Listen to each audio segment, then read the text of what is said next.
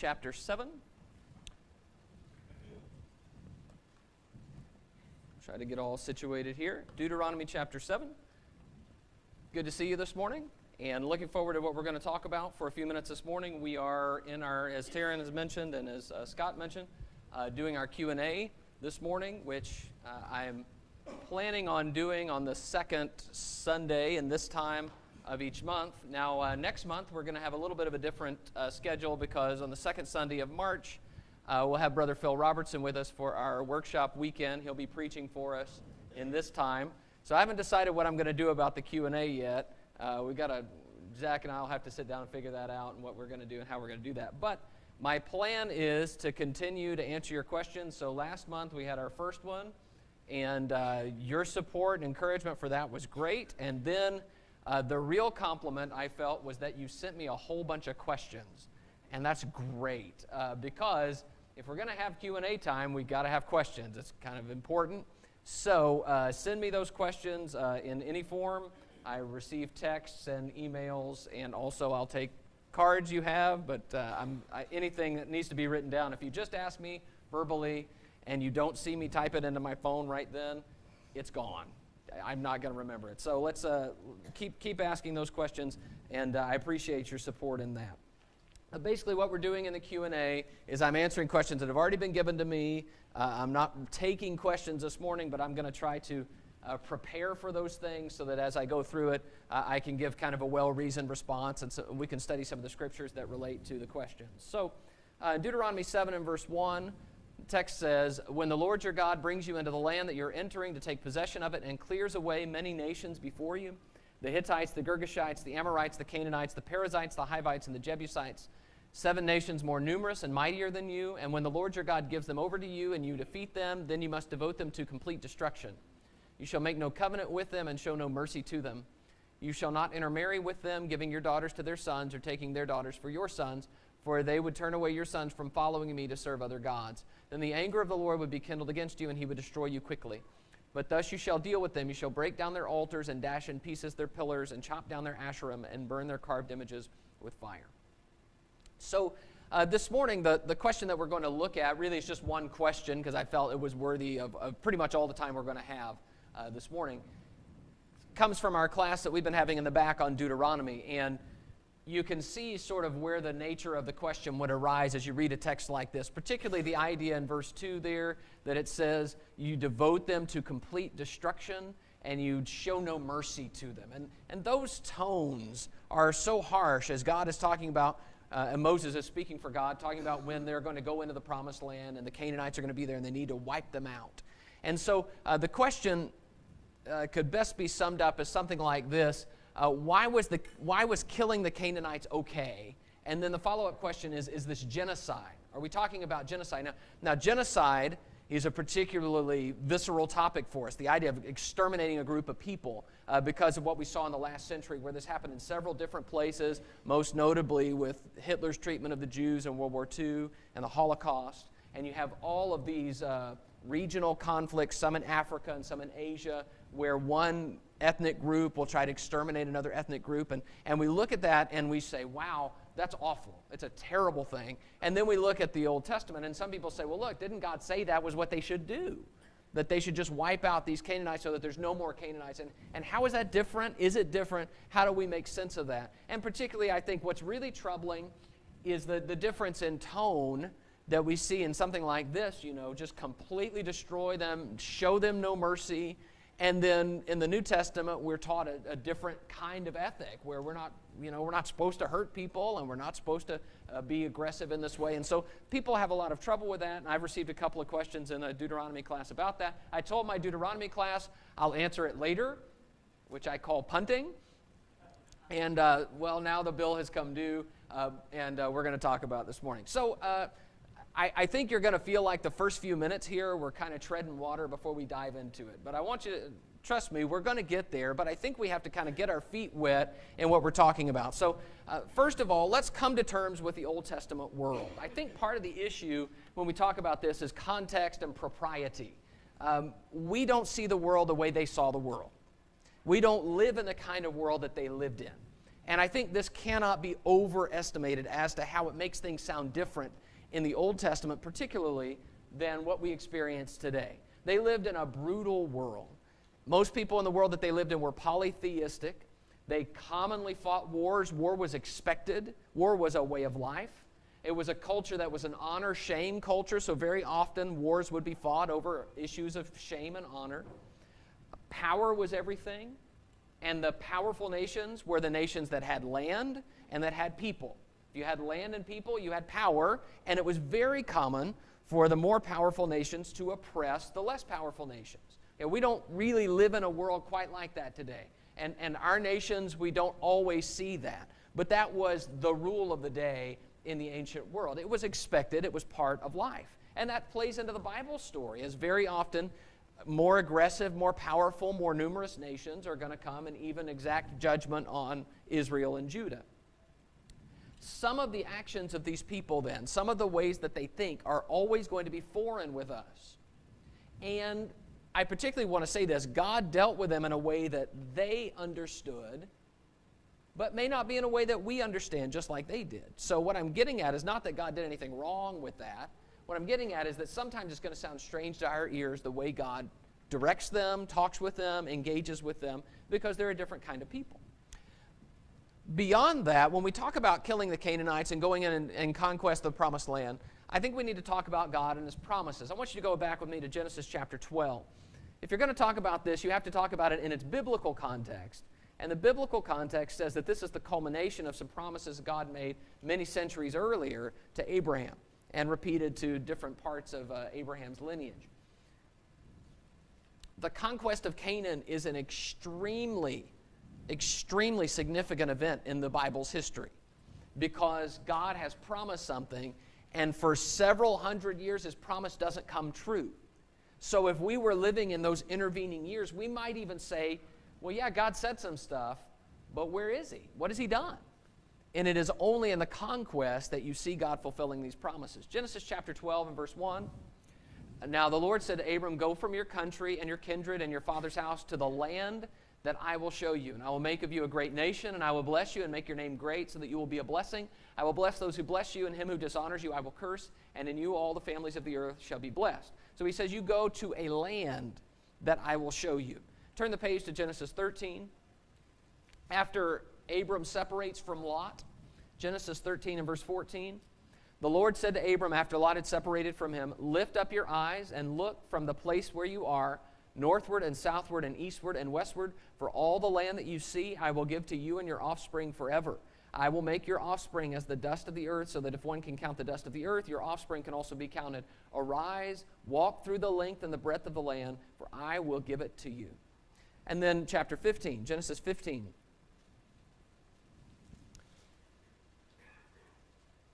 Genesis 15 and verse 13. It says, then the Lord said to Abram, know for certain that your offspring will be sojourners in a land that is not theirs, and will be the servants there, and they will be afflicted for 400 years, but I will bring judgment on the nation that they serve, and afterward they shall come out with great possessions. As for you, you shall go to your fathers in peace, you shall be buried in a good old age, and they shall come back here in the fourth generation, for the iniquity of the Amorites is not yet complete. So you have a little preview here that God tells to Abraham, this is what's going to happen. What's going to happen is they're going to serve in another land for a long time, then I'm going to judge that nation, and I'm going to bring them back here. So, of course, he's talking about Egypt, and the judgment on Egypt is the plagues and all the problems that attend to that. And then he says they're going to come back here. So there are promises that if the conquest of Canaan does not happen, there are promises that are left unfulfilled. We call it the promised land because of these promises. It was promised to Abraham and his descendants. The other part, if you look at verse 16 of Genesis 15, it says, they shall come back here in the fourth generation, for the iniquity of the Amorites is not yet complete. I think very early on, God is setting the stage for the idea that the Amorites here are Canaanites. There are people that live in the land, and their iniquity is not yet complete. So there's more evil that they're going to do before God basically evicts them from the land. But you've got the dual thread of, on the one hand, God is promising something to Abraham, and on the other hand, there is a looming judgment against these people, and that the conquest is going to fulfill both of those. It is going to both be a fulfillment of promise and a fulfillment of judgment on the Amorites. Just like God judges Egypt, as he says in that verse, so he's going to judge the Amorites. But it's not quite yet in the time of Abraham. But if God doesn't bring Israel into the land, then this promise remains unfulfilled, and God's promises are not true. So there is an urgency to that. I also want, before we dig into the text about killing the Canaanites, I want to talk about God and judgment. God reserves the right to judge people for their evil. And in particular, in the Old Testament, I think we're very familiar with this in the Old Testament, if you really think about it. In the Old Testament, very often that is physical. It is physical death as a result of sin. So, God judges Israel by allowing the Assyrians to attack them, kill some of them, and take them into captivity. God allows the Babylonians to come and judge Judah and kill some of them and take them into captivity. God judges Sodom and Gomorrah. And what happens? They die. The people die. Okay, that is the judgment of God, and it is painted in no uncertain terms in the Bible, that is judgment from God. God judges Edom, God judges Tyre, God judges Babylon. He talks a lot about judging Babylon. Okay, and what does that look like? Well, it does not look like God striking down from heaven all the time, sometimes, Sodom and Gomorrah, but most of the time what it looks like is armies and war. Some people dying, and some people maybe being taken off their land and taken into a foreign land and made slaves. But the basic idea is people die because they're not responding properly to God. That's the idea of judgment in the Old Testament. It looks like battles and losses and submission. And sometimes the people who die are innocent. Sometimes it's the children. I mean, we're talking about a war. And there's no guarantee that in a war, nobody innocent is going to die. Okay? Even though innocents may die, it still is not that the judgment of God is not somehow wrong. God is going to judge, and sometimes people are going to suffer as a result of that. Sometimes people who may not deserve to suffer are going to suffer because of that, and God's righteous judgment is still righteous. So when we talk about judgment, I think we need to start looking at how God builds a case against the Canaanites before he sends his people in. I want you to go with me to Deuteronomy 9. Deuteronomy 9.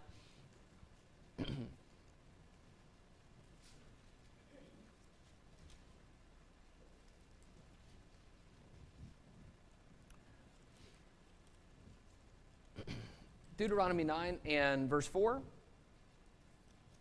God says, or this is Moses, "Do not say in your heart, after the Lord your God has thrust them out before you, it is because of my righteousness that the Lord has brought me in to possess this land, whereas it is because of the wickedness of these nations that the Lord is driving them out before you.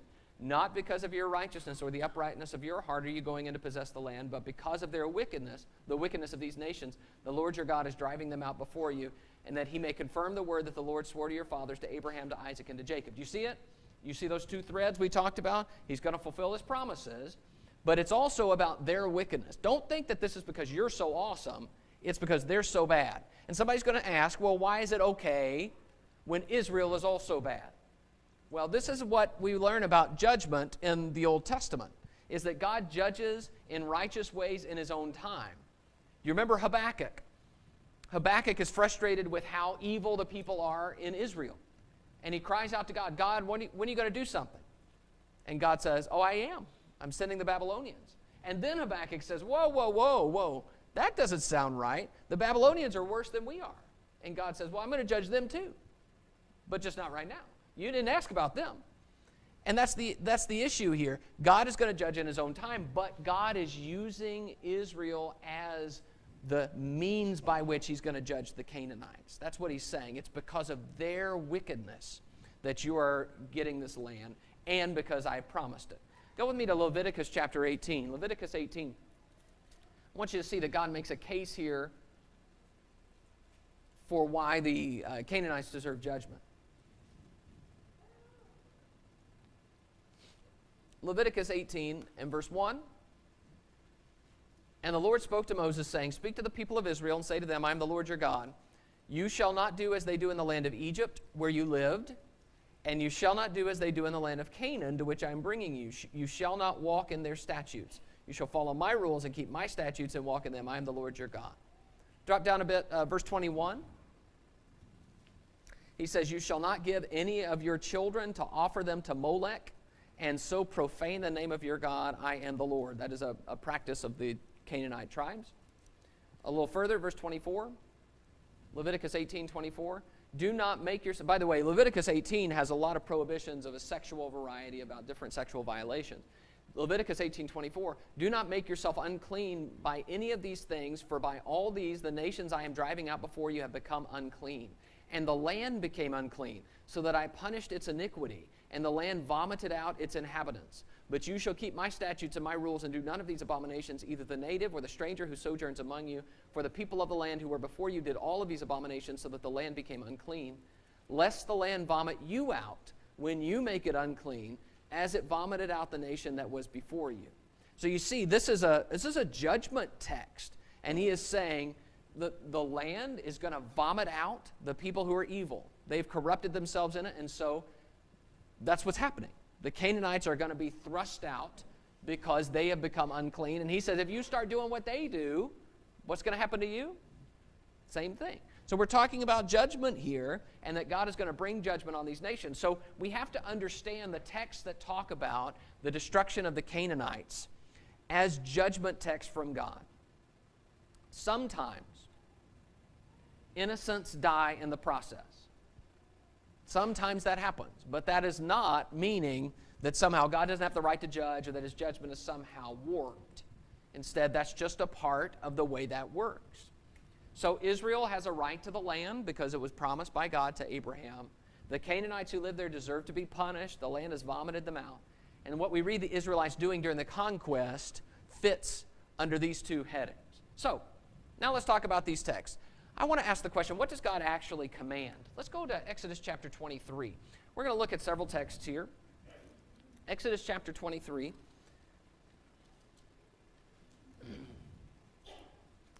And I want to start by saying sometimes we have this vision of the conquest, and I think that it comes from the first part of Joshua, that the conquest is that the Israelites just come in and kind of sweep over the land and exterminate everything. Okay, and they kill everybody everywhere they go, and they just sweep over, and suddenly we have a completely conquered land. And there are some problems with that view that I want to begin to show you, and I think it'll help us kind of clarify what's going on when God tells them to show no mercy and to exterminate or to destroy the people of Canaan. Exodus 23 and verse 28. Exodus 23:28. He says, and I will send hornets before you, which shall drive out the Hivites, the Canaanites, and the Hittites from before you.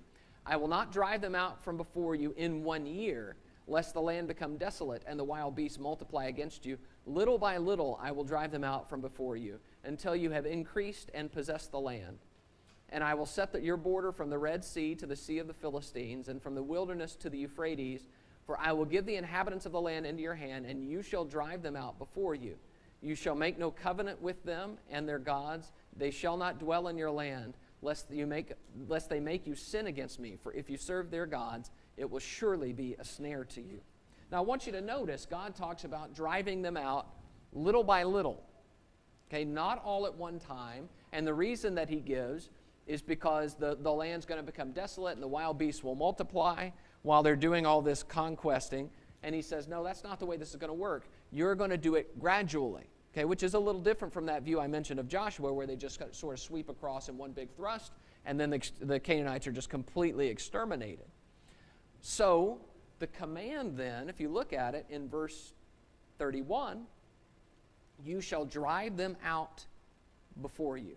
The idea is that God is expecting the Israelites to kick the Canaanites out of the land. He wants them to drive them out. And we're going to see this again and again, particularly in the book of Judges, that's the expectation. You get them out of the land. The opposite of driving them out is letting them stay, making treaties, hanging out, marrying their daughters. That's the opposite of driving them out. But what you don't see here is completely exterminate everyone, kill them all, man, woman, and child. You don't see that language here because the main goal is to say, let's fulfill the promise of God and let's exercise judgment. Judgment coming in the form of war and exile. You're out of your place, just like the Israelites are later going to be judged for their sin. Numbers chapter 33. Numbers 33.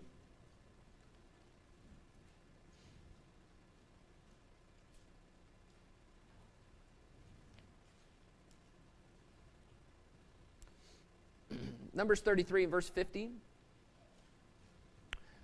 Numbers 33 and verse 50, and the Lord spoke to Moses in the plains of Moab by the Jordan at Jericho, saying, Speak to the people of Israel and say to them, When you pass over the Jordan into the land of Canaan, then you shall drive out all the inhabitants of the land from before you, and destroy all their figured stones, and destroy all their metal images, and demolish all their high places. Numbers 33 verse 53, and you shall take possession of the land and settle in it, for I have given the land to you to possess it. You shall inherit the land by lot according to your clans. To a large tribe you shall give a large inheritance, and to a small tribe you shall give a small inheritance.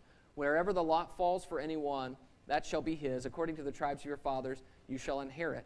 But if you do not drive out the inhabitants of the land from before you, then those of them whom you let remain shall be as barbs in your eyes and thorns in your sides, and they shall trouble you in the land where you dwell, and I will do to you as I thought to do to them. So, drive out is the command. You see it a couple of times, and then it says if you do not drive out, there's going to be this problem. But the issue is the people are in the land is yours, you've got to get them out. So there are going to be wars that are fought in order to drive them out.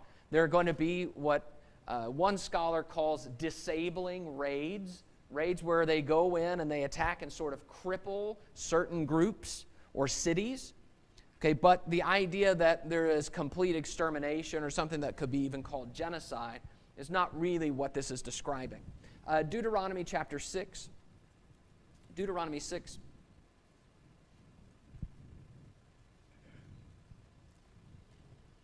And verse 18, You shall do what is right and good in the sight of the Lord, that it may go well with you, and that you may go in and take possession of the good land that the Lord swore to give to your fathers, by thrusting out all your enemies from before you as the Lord has promised. So thrusting out all your enemies.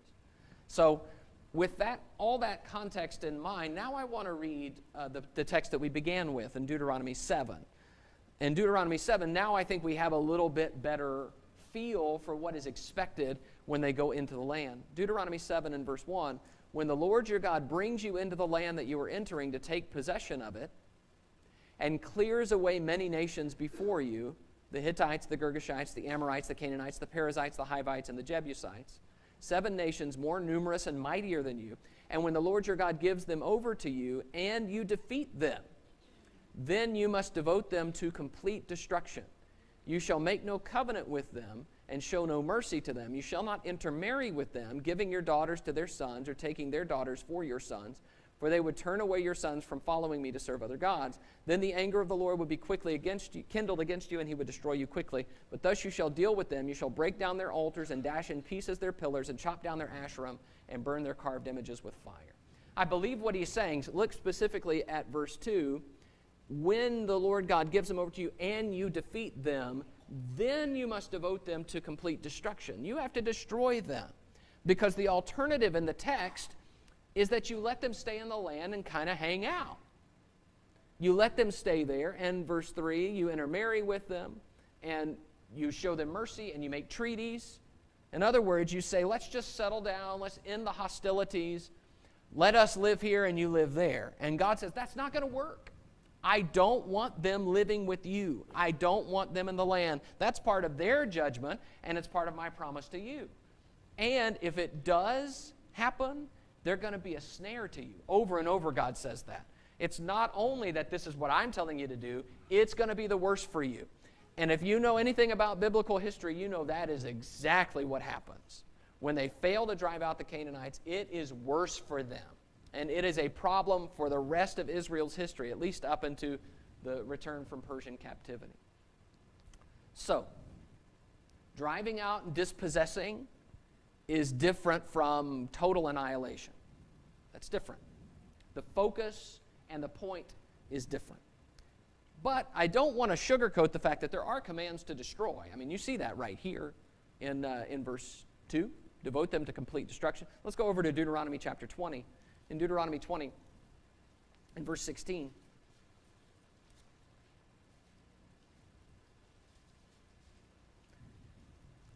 This text is a contrast between the typical way of fighting which is up in verse 10. You draw near a city, offer them terms of peace, that kind of thing. So that's typical, but when you go in to conquer the land of Canaan, it's not typical. I don't want you to offer terms of peace because that's not what's happening. We're judging, and God wants them out. So verse 16, Deuteronomy 20:16, but in the cities of the peoples that the Lord your God is giving you for an inheritance, you shall save alive nothing that breathes, but you shall devote them to complete destruction, the Hittites and the Amorites, the Canaanites and the Perizzites, the Hivites and the Jebusites, as the Lord your God has commanded, that they may not teach you to do according to all their abominable practices that they have done for their gods, and so you sin against the Lord your God. So he says clearly the danger is that if you let them live and let them continue in the land, that they're going to influence you and teach you to do evil. But again, I have to say that commands like this are situated in the broader context where the point is thrusting them out of the land.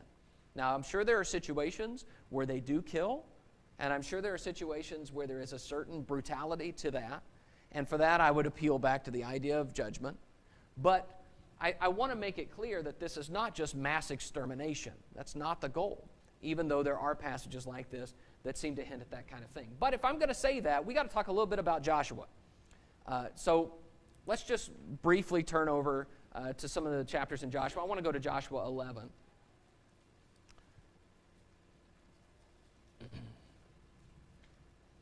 So Joshua 6 through 11, where we begin with Jericho and then Ai and then a number of cities all in a row. It describes how Joshua, and it repeatedly uses these terms, none left, none survived. They left none that breathes. And they put all the inhabitants to the sword, and very strong language that seems to say that these people all were killed, all of them, exterminated completely.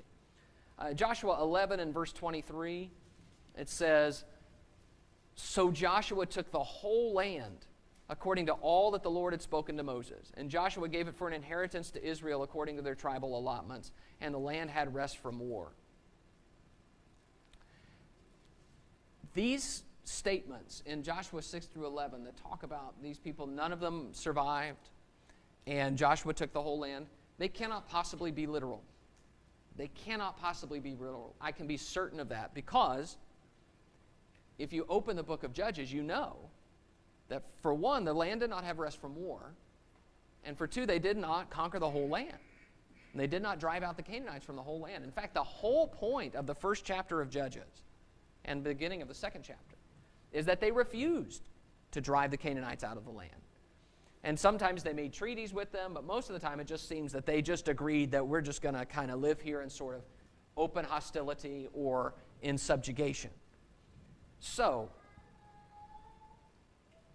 the point I'm trying to make with that is, I believe that what's happening in Joshua with these statements of he conquered the whole land is that we're really focusing on these ideas. God fulfilling his promises. In fact, there is a clear statement that God, not a word of what God promised was not fulfilled. So that what we're seeing is Joshua was the agent of God's fulfillment. Joshua obeyed God. Joshua conquered these people. Joshua did this work. But I don't think we're intended to see that Joshua completely vanquished the Canaanites for good and that everybody died. Because, again, if we keep reading, we know that they didn't actually all die. We know that they continue to survive and continue to live alongside the Israelites. In fact, if there's nothing else, we studied the book of Judges in the back class that Zach taught in the last quarter.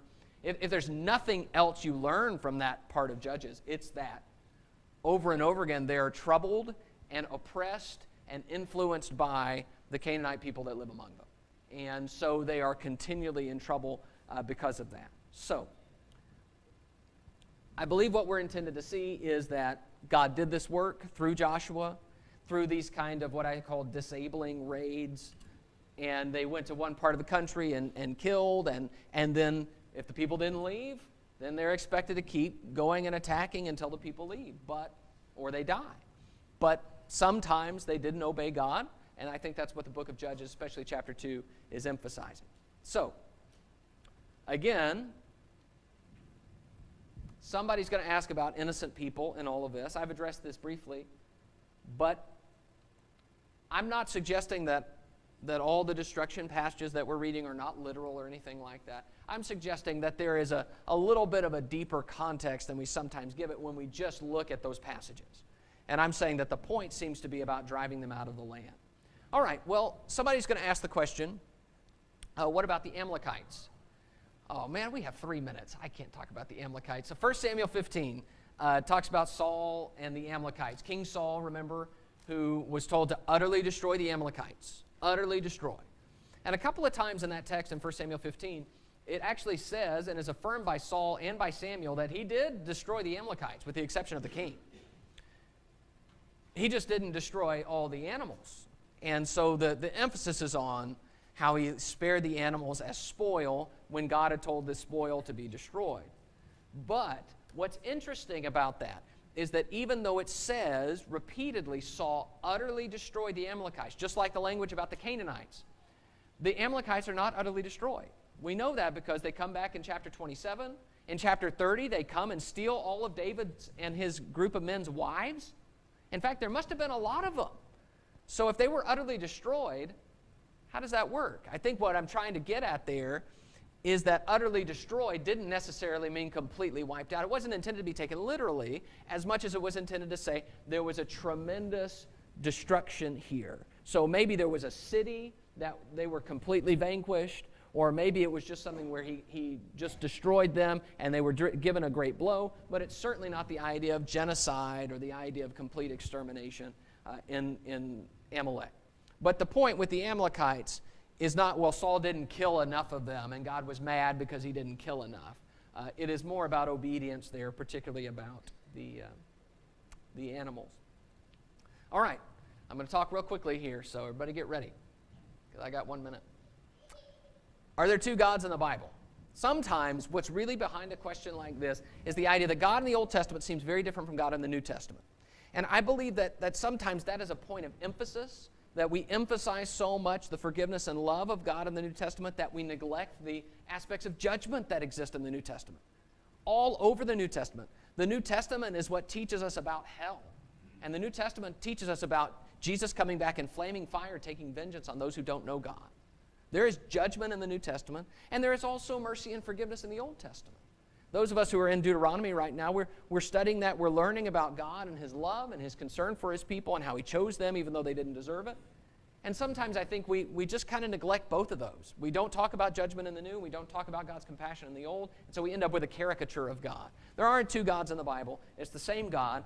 And sometimes I think the problem here is that we get so much information in the Old Testament, so many different stories of so many different nations over so long a period, that we don't see that what's really happening is the same thing happening in the New. God appealing to people, people rejecting or accepting Him, and then receiving consequences as a result of that. Final word about God's wrath. It's more than one word, but not a lot more. When people are sacrificing their babies and calling it religion, when people are practicing fornication and calling it holiness, when people treat themselves and each other as if there are no rules besides whatever they want, how can God not be angry? How can God not be angry when people do evil, especially when their evil hurts others so often? I think we need to think a little more about God's wrath in that way. That it is not something that's just terrifying and frightening. It is something that's natural because of love. If God loves people, then God's going to be frustrated. God's going to be wrathful when others don't care about others and they just want to hurt others. There's more to say about that, but we're out of time. I appreciate your attention, and if you have other questions about that, feel free to talk to me about it. We'll be dismissed for our classes.